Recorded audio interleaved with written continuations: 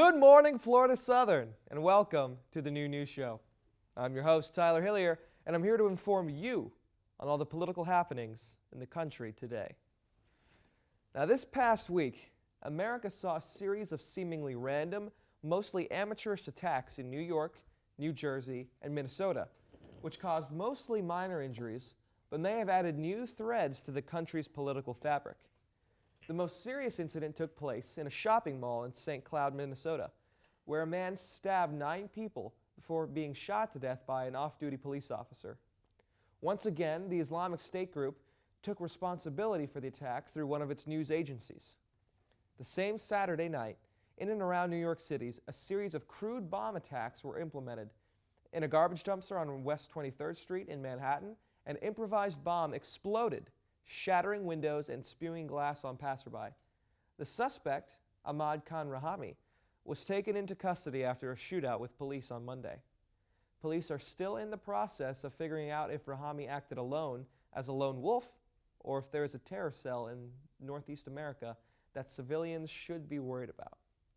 Yet, in the middle of all of this chaos hitting America, one of the most important things to hit the news this week was the divorce between Brad Pitt and Angelina Jolie. How can we forget their pivotal roles in the movie Mr. and Mrs. Smith, which taught us about those meaningful lessons of love, loss, and the sexualization of domestic abuse? To answer these questions and more of how the media can focus on a celebrity story in the midst of domestic terrorism is our expert, Austin Suarez.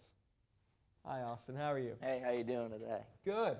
So tell me, Austin, because I don't know the answer. How can the media focus on this Brad Angelina story in the midst of domestic terrorism here in the United States? You know, in my opinion, the Americans don't like hearing the worst news possible first.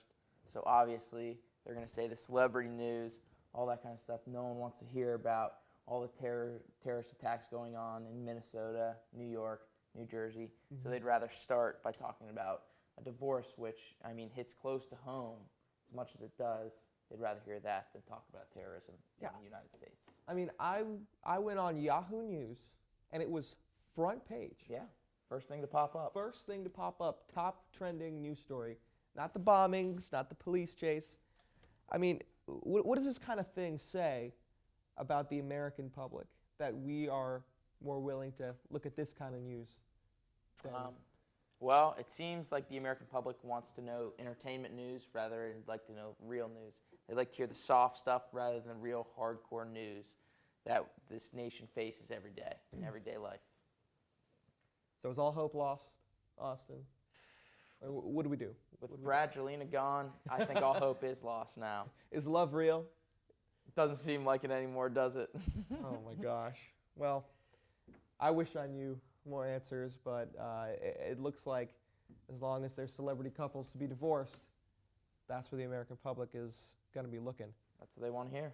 All right. Thank you, Austin. You're welcome. Well, it's good to talk to you. Yep. Now, here's John with the Mock Minute. Thanks, Tyler. Florida Southern's ROTC battalion was hard at work last weekend as 58 cadets had the rare opportunity to compete for the German Armed Forces Badge, a foreign military badge they will wear on their uniform for the rest of their Army careers.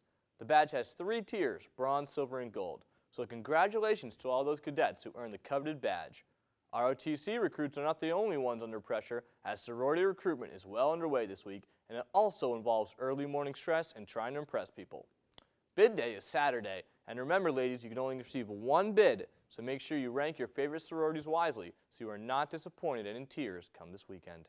You can also sign up for Tri-Delt recruitment once formal recruitment ends. Delta Delta Delta is looking for girls to start their chapter here at FSC, so be sure to check them out if you still want to go Greek.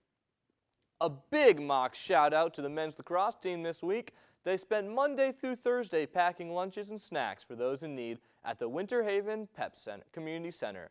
Just another way our mocks are making an impact in the local community. Back to you, Ty. Thanks, John. Well, that's all we have for you today, Florida Southern. Be sure to check back next week.